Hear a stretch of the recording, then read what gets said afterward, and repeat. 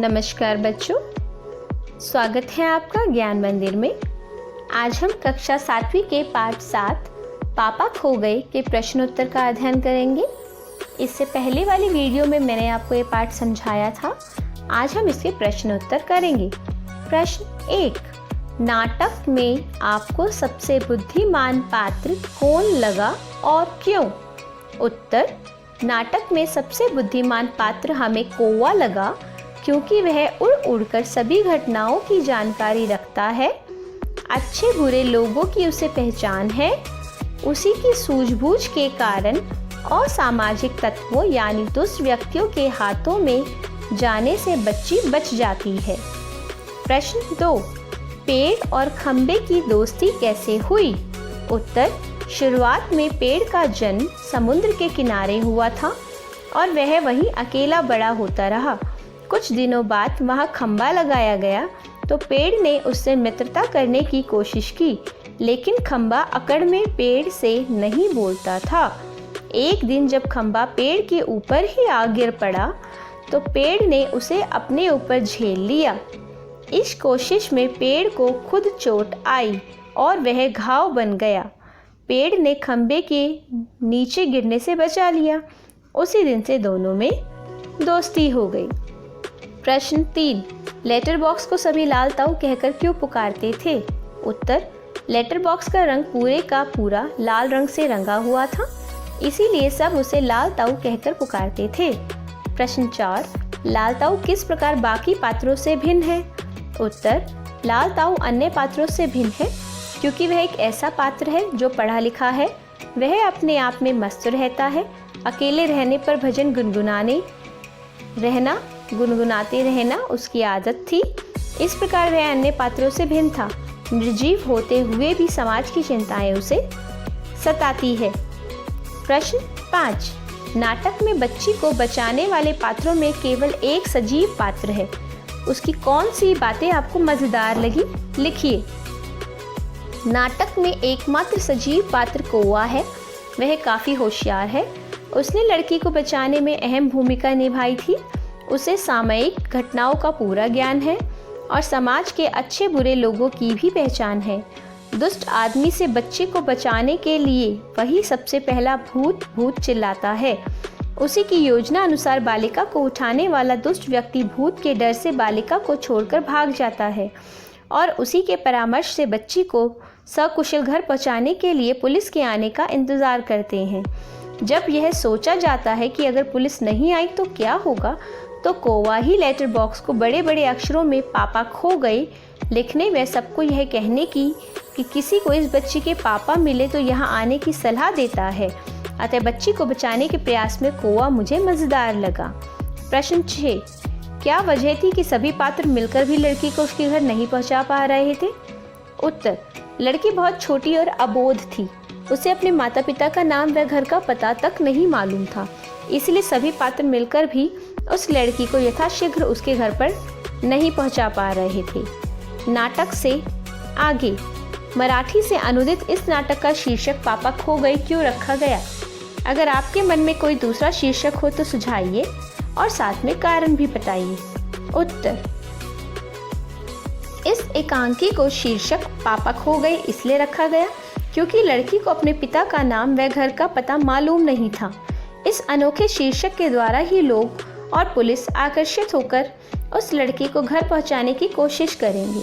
इसका अन्य शीर्षक लापता बच्ची रखा जा सकता था क्योंकि एकांकी में पापा नहीं बच्ची ही खोई थी और उसने अपने घर का पता तक मालूम नहीं था।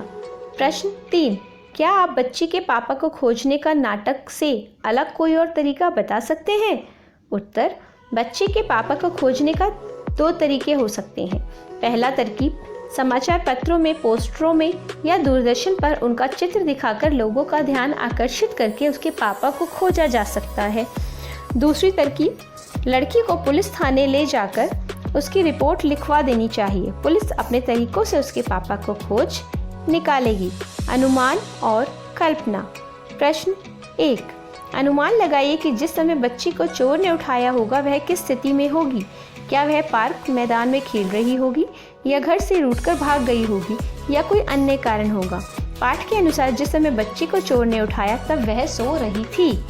प्रश्न 2, नाटक में दिखाई गई घटना को ध्यान में रखते हुए यह भी बताइए कि अपनी सुरक्षा के लिए आजकल बच्चे क्या कर सकते हैं। संकेत के रूप में नीचे कुछ उपाय सुझाए गए हैं, आप इससे अलग कुछ और उपाय लिखिए। समूह में चलना, ग्रुप में चलना, एकजुट होकर बच्चा उठाने वालों या ऐसी घटनाओं का विरोध करना, अनजान व्यक्तियों से सावधानी पूर्वक मिलना।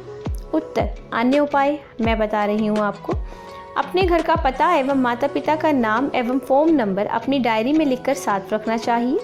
अकेले सुनसान या अपरिचित जगह पर नहीं जाना चाहिए। अपने आसपास आने जाने वाले लोगों पर निगाह रखनी चाहिए। हमेशा तैयार रहना चाहिए।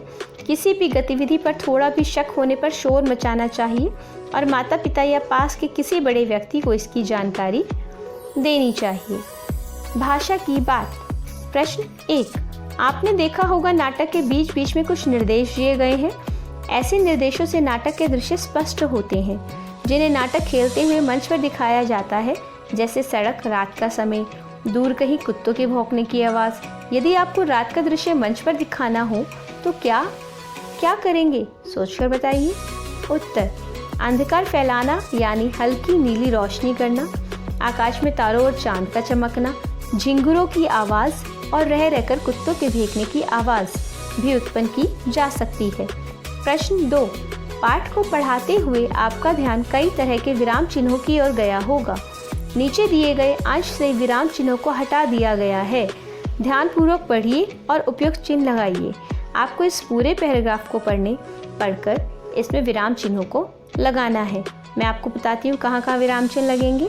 उत्तर, मुझ पर भी एक रात आसमान में गड़गड़ाती बिजली आकर पड़ी थी, पूर्ण विराम।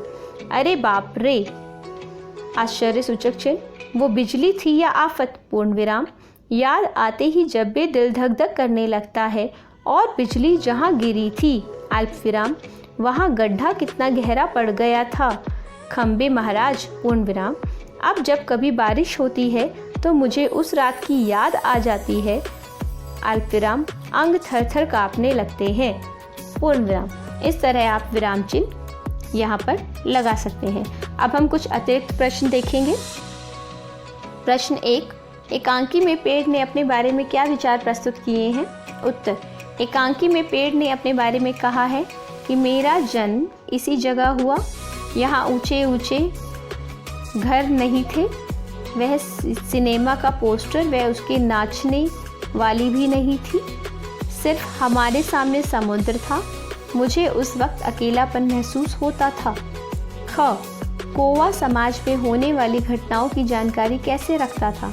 उत्तर, कौवा सारा दिन उड़ उड़कर एक स्थान से दूसरे स्थान पर इसलिए जाता था कि उसे समाज में होने वाली सारी घटनाओं की जानकारी प्राप्त थी, जबकि इसके विपरीत पेड़, खंबा व लेटर बॉक्स एक ही जगह पर खड़े रहते थे। ग, लेटर बॉक्स बाकी पात्रों से कैसे भिन्न है। लेटर बॉक्स अन्य पात्रों से इस मायने में अलग था क्योंकि वह पढ़ा लिखा था, वह पत्र पढ़ना जानता था, दोहे गुनगुनाता था और बातचीत भी करता था। अंतिम प्रश्न, मूल्यपरक प्रश्न। क्या आपने कभी किसी की मदद की है? यदि हाँ तो कब, किस रूप में? इस प्रश्न का उत्तर सभी का अलग अलग हो सकता है। एक उत्तर मैं आपके सामने प्रस्तुत कर रही हूँ। हाँ, मैंने एक अनाथ बच्चे की मदद की है, उसके पालन पोषण में मदद की है। गरीबी के कारण वह विद्यालय नहीं जा सकती थी, मैंने उसकी मदद करने की ठान लिया, उसे एक विद्यालय में दाखिला दिलवाया तथा पुस्तकें, कॉपी और कलम उपलब्ध करवाई। आज वह लड़की खुद काफ़ी खुश है, यह लड़का काफ़ी खुश है और अच्छी तरह पढ़ाई कर रहा है। आप किसी के भी बारे में यहाँ लिख सकते हैं और बता सकते हैं कि आपने किसकी मदद की और कैसे मदद की। इस प्रकार हमने इस पाठ के प्रश्न उत्तर किए। उम्मीद करती हूँ आपको समझ आए होंगे। धन्यवाद।